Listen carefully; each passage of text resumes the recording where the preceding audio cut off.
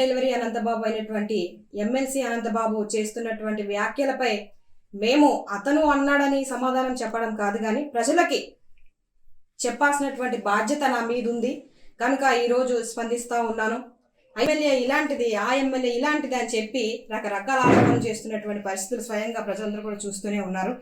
అయితే మీరు ఏం అభివృద్ధి చేశారు, ఏం సంక్షేమం చేశారు అని అడుగునటువంటి పరిస్థితి మీరు చూసారు. అందరూ కూడా మిమ్మల్ని చీకొడుతున్నటువంటి పరిస్థితులు మీకు అర్థం కావట్లేదా అని ఆ డోర్ డెలివరీ అనంతబాబు మాట్లాడుతున్నటువంటి పరిస్థితులు తీవ్రంగా ఖండిస్తూ ఉన్నాం. ఈరోజు మీరు స్వయంగా చూస్తే రాష్ట్రంలోనే ఇంత అవినీతి ఎమ్మెల్యే ఎక్కడా లేరు అని మాట్లాడుతున్నటువంటి పరిస్థితి ఈరోజు మీరు స్వయంగా చూస్తూనే ఉన్నారు. అతను ఒక డమ్మీ మహిళల్ని పెట్టుకొని, గిరిజన మహిళల్ని అతను గుప్పెట్లో పెట్టుకొని ఏ విధంగా 10 సంవత్సరాలు దోచుకున్నాడు అన్నది ప్రజలందరికీ తెలుసు. ఈరోజు మాజీ ఎమ్మెల్యే ధనలక్ష్మి ఏమీ సంపాదించుకోలేదు, శిరీష నువ్వు మాత్రం ఇంత సంపాదించేసుకున్నావు, ఇంత అక్రమాలు చేస్తూ ఉన్నావు, ఇన్ని అరాచకాలు చేస్తూ ఉన్నావు అని మాట్లాడుతూ ఉన్నాడు. ఆ ధనలక్ష్మి ఏమైనా సంపాదించుకోవాలంటే ఆమె చేతిలో పవర్ ఉంటాయి కదా. ఎమ్మెల్యే అనే ఒక సంతకం తప్ప ఆవిడ చేతిలో పవర్ లేదు. అప్పుడు ఆమె ఏం సంపాదించుకుంటుంది? ఆమె పేరు చెప్పి నువ్వే కదా సంపాదించుకున్నావు. ఈరోజు ఢిల్లీలో హౌస్ ఉంది, ఎక్కడ పడితే అక్కడ చేపల చెరువులు ఉన్నాయి, ప్రభుత్వ భూములను కబ్జా చేసినటువంటి పరిస్థితి. గిరిజనులకు సమయం కూడా లేదు, మరికొద్ది రోజుల్లోనే నువ్వు వెళ్ళిపోయే పరిస్థితి కూడా ఉంది. అయితే నువ్వు మతి భ్రమించి మాట్లాడుతూ ఉన్నావా అని ఈ సందర్భంగా నేను ప్రశ్నిస్తూ ఉన్నాను. నిజంగానే మేము అవినీతి అక్రమ ఎమ్మెల్యే అయితే ఈరోజు గ్రామాల్లోకి వెళ్తే ఎందుకు బ్రహ్మరథం పడతా ఉన్నారు? ఎందుకు మా కాళ్ళు గడకు పూలు చల్లుతా ఉన్నారు, హారతులు ఇస్తూ ఉన్నారు? మేము పక్కనున్న దొంగ నాయకులందరినీ అలా ఆలోచన ప్రకారం నువ్వు వెళ్తే కరెక్ట్ కాదు. ఎవరైనా సాధారణ మనుషుల్ని అడగండి, ఊర్లోకి వెళ్ళి ఏం జరుగుతుంది, ఏంటి, ఆ ఎమ్మెల్యే పరిస్థితి ఏంటి, మా కోసం ఏమనుకుంటున్నారు అన్నది కూడా ఆలోచించుకోవాలి ఒకసారి. చాలా ఓర్పుతో ఉన్నారు.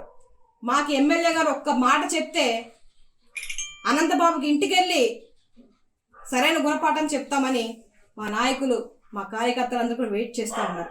కానీ ఇలాగా ఊకలోడిల్లోన గంజాయి పెట్టి అక్రమంగా తరలించలేదు, అక్రమ కలప చేయలేదు, రంగురాల వ్యాపారం చేయలేదు, అధికారులను బెదిరించలేదు. నీకొక్కడే తెలుసు, పరిపాలన అంటే అధికారులను బెదిరించడం, ఎక్కడ డబ్బు ఉంటే అక్కడ లాక్కోవడం, ప్రజలను భయభ్రాంతులకు బెదిరించడం, ఇలాంటి పరిస్థితులే నీకు తెలుసు. కానీ ఒక సామాన్య మధ్యతరగతి అంగన్వాడీ కార్యకర్తగా ఈరోజు ప్రజల సమస్యలు తెలిసి వచ్చిన డే 1 నుంచే నా సొంత కారుని అంబులెన్స్గా పెట్టాను. ఈరోజు సర్పంచ్కి తక్కువ, వార్డు మెంబర్కి ఎక్కువ, నువ్వు కనీసం సర్పంచ్ వాల్యూ కూడా చేయవు, నీ నాయకులే చెప్తా ఉన్నారు వీధుల్లోకి వెళ్తే, రోడ్డులోకి వెళ్తే అని చెప్తా ఉన్నావు. సరే, నువ్వు అన్నదే కరెక్ట్ అనుకోవచ్చు.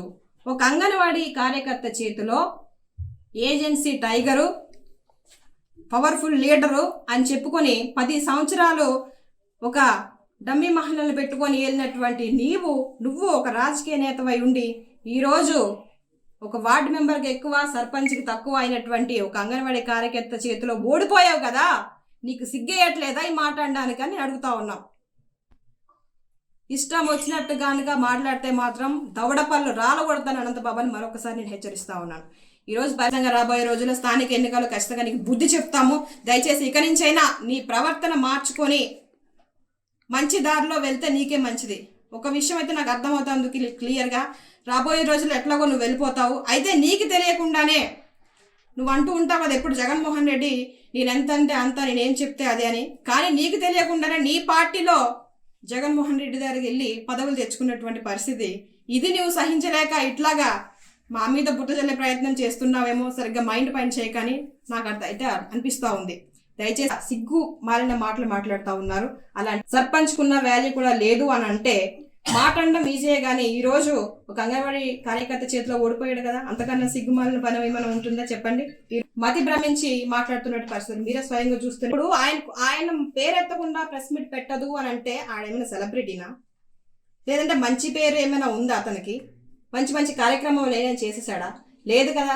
గిరిజన మహిళల్ని మోసం చేసి భర్త నుంచి విడాకులు ఇప్పించి అతన్ని ఈరోజు మీరు చూసారు, చింతూరులోన ధనలక్ష్మి గారి భర్త పరిస్థితి ఏంటో మీరు చూసారు. ఎంతో తెలివైన వ్యక్తి, లాయర్. ఈరోజు ఆయన ఒక టాప్లో ఉండాల్సినటువంటి లాయర్ని ఈరోజు తాగుబోతుని చేసి స్వయంగా ఆ వ్యక్తి నాతో చెప్పినటువంటి పరిస్థితులు.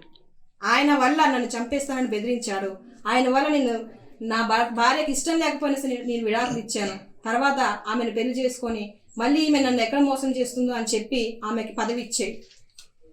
రిజిస్టర్ మ్యారేజ్ చేసుకున్న తర్వాత మళ్ళీ భయానికి అప్పుడు ఆవిడకి పదవి ఇచ్చినటువంటి పరిస్థితి. ఆయన స్వయంగా అతను ఆ లాయరు ఆయన పేరు నాకు గుర్తులేదు, అతను స్వయంగా నాతో చెప్పినటువంటి పరిస్థితులు. ఇలాగా గిరిజన మహిళల్ని మోసం చేసి వాళ్ళ తరపున దోచుకుందామని చెప్పి ప్రయత్నాలు చేసి ఈరోజు మన ప్రాంతాన్ని ఏ విధంగా చేశాడో మీకు తెలుసు. ఒక డోర్ డెలివరీ అనంతబాబు ఒక ఎస్సీ అబ్బాయిని ఏ విధంగా చంపి ఇంటికి డెలివరీ చేసినటువంటి పరిస్థితి.